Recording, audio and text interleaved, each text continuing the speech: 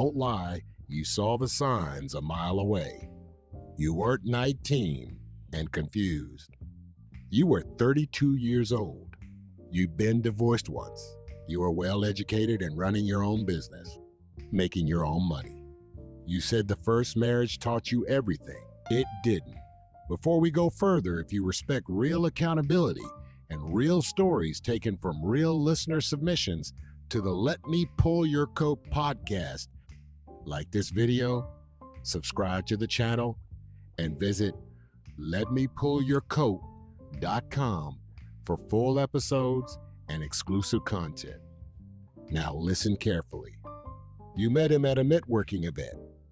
He was wearing a sharp suit. He had a strong handshake. Everybody was laughing at his jokes. Basically, he was the shit. In public, he was a handsome animal magnet.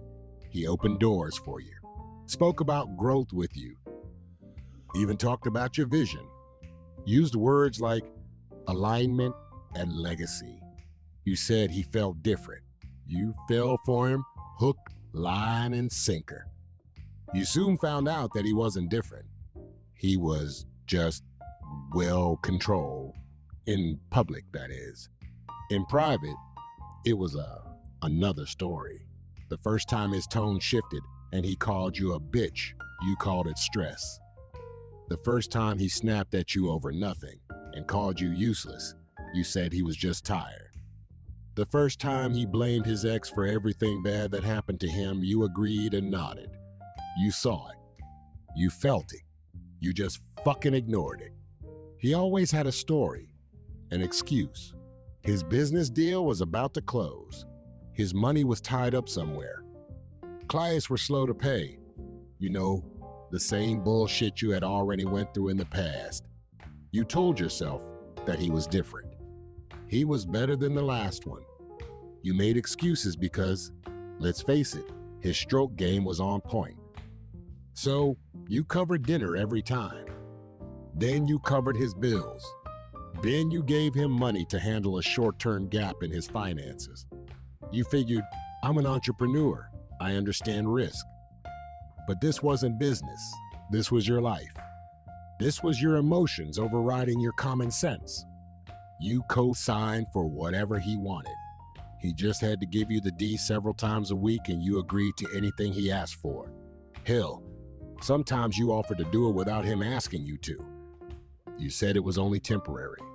You told yourself real relationships required support. Support is not a subsidy. Publicly, he praised you to anyone that would listen. He posted pictures, called you his queen, told people you were different from any woman he had ever been with.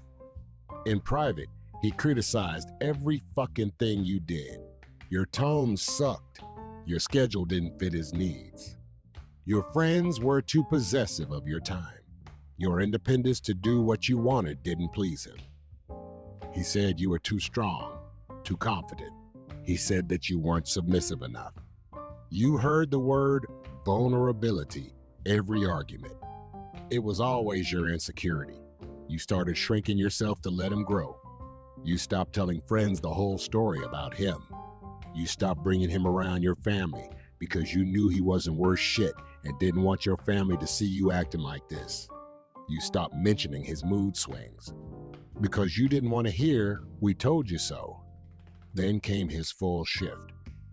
The loan you gave him never came back. His deals always fell through.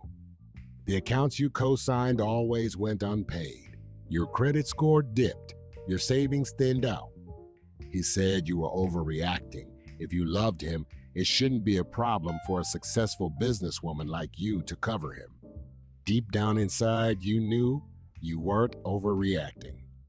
You were absorbing the consequences of your actions. Then the last straw completely ruined your camel's back. You found out that you were pregnant. Not planned at all. But you said maybe this will stabilize him. I'm here to tell you, a child does not stabilize chaos. It multiplies it. Now, he's inconsistent. He's present when it looks good, absent when it's difficult. And publicly, He's still charming, still smiling. He's also telling people you're just being dramatic. Now, you're managing his debts, motherhood, and a narrative you didn't author. You aren't blind. You are hopeful. Hope without discernment is self-sabotage. Here's where it went wrong. You believe potential over patterns. Patterns are data, and data never lies. Charm is presentation. You audit spreadsheets every day. You never audited behavior. If you're 30 watching this, and if you've already rebuilt once after a breakup, if you've told yourself you've learned, then learn this clearly. You are not his rehabilitation center. You do not build leverage by saving unstable men. You do not build peace by managing chaos. And you do not get to ignore evidence and blame it on destiny or the hand you were dealt. You chose your choices and accept the consequences. You've already paid. But here's the narrow opening for your survival. You can choose differently next time. Patterns over bullshit promises. Stability over sexual intensity.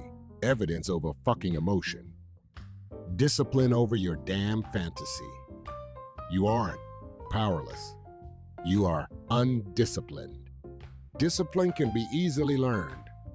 Somehow you forgot that you are the most powerful person on the planet. Nothing can be done or ever accomplished without a woman. Think about that the next time some half-ass wannabe man-child steps to you with that lame shit. Tell him to agitate the gravel because you have better places to be. For full breakdowns and unfiltered conversations, visit LetMePullYourCoat.com and check out the Let Me Pull Your Coat podcast. Subscribe. Stay disciplined. There's another one coming. Until next time, much love and much respect.